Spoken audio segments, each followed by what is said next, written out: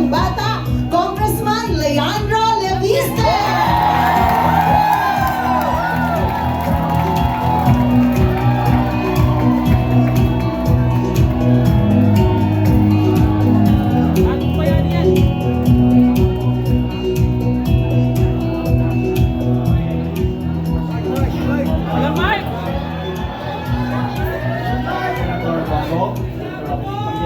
Former Speaker Bebot Alvarez, Congressman Paulo Marcoleta, Attorney Vic Rodriguez, Attorney Jimmy Bondoc, Secretary Al Pusi, Attorney Topacio, sa lahat ng mga ibang mga bisita ngayon. Ako po ay narito para din mag-imbita sa inyong lahat para sa ating mga pagtitipon sa Liwasang Bonifacio. Ito po ay ang ika-5 araw na ng mga pagtitipon sa Liwasang Bonifacio ng mga magsasaka, mangingisda, driver at mga ibang mga manggagawa na kumakatawan sa mga milyon-milyon mga Pilipino na nagdurusa ngayon dahil sa mataas na presyo ng langis. Ang ating krisis sa ating ekonomiya ngayon ay hindi lamang nag-aapekto sa ilang mga sektor o ilang mga kulay ng ating mga beliefs. Ito po ay nag-aapekto sa lahat ng mga Pilipino. Kaya maganda din ang Rage Coalition dahil it brings together people from different backgrounds, different beliefs para magkaisa sa isang panawagan para magkaroon ng pagbabago sa ating bansa. At ang pagbabago ay lalong kinakailangan ngayon dahil sa krisis sa ating ekonomiya. Ako po ay nagpapasalamat din kay Mayor Baste dahil sa kanyang imbitasyon sa amin noong March 28 sa Araw ng Davao. At noong March 28, sinabi ko po na lahat ng mga taga-Davao na gustong pumunta sa Maynila ay iniimbitahan natin at mag-aarkila tayo ng mga barko para lahat ay makapunta sa Maynila. Mukhang nandito na ang ating first batch, so sana dumami pa tayo dito ngayon. Pero marami din mga nagsabi na bakit ang mga taga-Davao lang ang pwedeng pumunta sa Maynila. Dapat tulungan natin ang iba pang mga kababayan natin na makadalo sa Maynila at nagsimula po tayo ngayong linggo para sa aking mga kababayan sa Batangas na nasa Liwasang Bonifacio na. Pero nakikita din natin marami pang ibang mga Pilipino na gustong pumunta sa Maynila at manawagan na ibaba ang value-added tax. At sana pagbibigyan ng ating pamahalaan ang panawagan na ibaba ang VAT, ibaba ang presyo, at kung hindi, edi kayo na po ang bahalang mag-decide ano pang kailangan bumaba kung hindi bumaba ang presyo. Basta tayo po ay gumagawa ng mga peaceful pagtitipon para manawagan para bumaba ang mga presyo ng mga bilihin. At bilang mga representante sa Kongreso kasama si Congressman Paulo Marcoleta at ang ating mga magagaling na mga senators ng PDP Laban, tayo po ay magfo-focus sa ikabubuti ng mga ordinaryong Pilipino na ngayon ay humaharap sa napakatinding krisis sa ating ekonomiya. Kaya sana tulungan din nating iparating ang kanilang mga damdamin sa ating nasyonal na pamahalaan na kailangan gumawa ng mga mas seryosong aksyon para pababain ang presyo ng langis. Maraming salamat po sa inyong lahat. Thank you so much, Congressman Leviste. My God, you're so young. Parang yan, ang galing. Okay? Guys, another speaker in the house. Alright? So, please welcome. Are you excited? Kung sino ang susunod? Ay, wala akong narinig. Are you excited? Who's speaking next? Okay. Alam niyo ba, na ang energy ng speaker ay nakadepende sa energy ng audience. Okay? So kung ano tayo as audience, gano'n din yung speaker. So kung tutulog-tulog tayo ng audience, tutulog-tulog din yung speaker. Okay ba? Kaya dapat lagi tayong awake at nakikinig sa mga sinasabi. Because this will spell the future of our country. Yes or yes?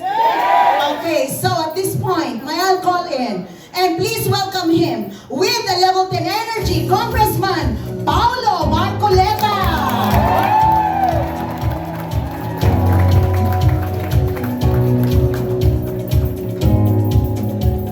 Isang mapagpalang hapon po sa ating lahat. Kumusta po kayo? Tulad po ng ipinapanawagan ni Congressman Libiste, pwede po tayong pumunta sa Liwasan mamaya. Kahapon po, nandun kami. At huwag po kayo mag-alala sa init, pina-aircon po ni Congressman ng Liwasan. Kung problema kayo sa pagkain, walang problema sa pagkain.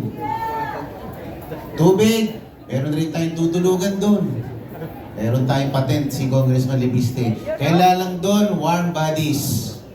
Ano, maasahan ko bang inyong commitment? Oo, grabe naman, member na nga si Kong Libiste. Bigyan naman natin ng suporta. Ito naman mapayapang pagkikilos lang naman. Para iparating sa administrasyon ng ating hinaing na hindi na natin makaya itong parusang ginagawa nila sa patuluyang pagtaas ng presyo ng petrolyo. Ayan, nag-announce na si Energy Secretary Sharon Garin. Meron na daw 20 pesos rollback sa diesel. Happy na ba kayo doon? 9 pesos rollback sa gasoline. Happy na ba kayo doon?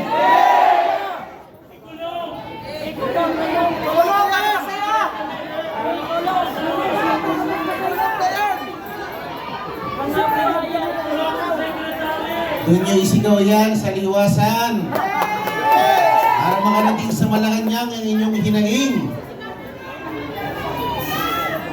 Galing kami doon. Ikulong ang nagsasabuatan. Ayan. Sa araw po ng bukas, magkakaroon po ng resumption ng joint hearing ang Committee on Ways and Means kasamang 12 pang komite para ipatawag ang mga oil companies. Kasama na sila bukas.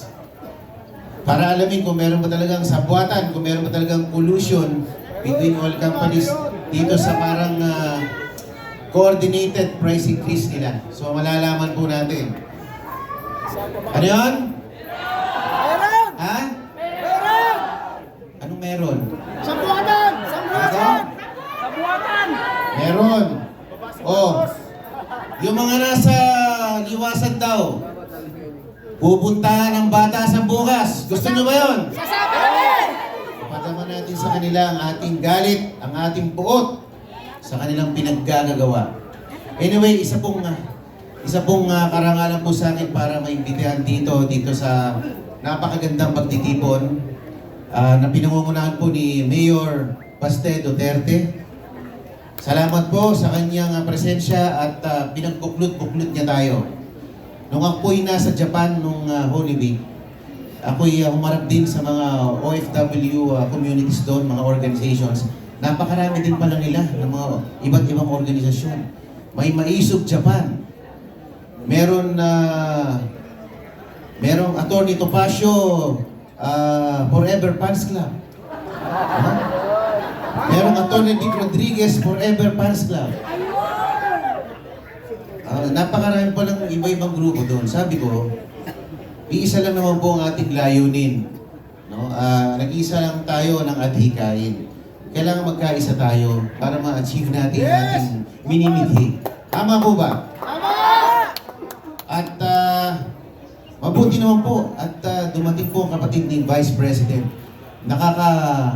Nakabigay po ng kumpiyansa pag meron pong nagpapakitang kapamilya ni Vice President Duterte. At maraming pong salamat sa spitting image ng ating Pangulo na si Mayor Baste Duterte. Isa pong karangalan na nandito po ako at asahan niyo po na magiging kasama niyo ako, magiging katuwang niyo ako na ipaglaban ang tama at labanan ang mga kamalian sa ating pamahalaan. Maraming salamat po at magandang umaga sa inyo. Thank you so much, Congressman Marcoleta. Maraming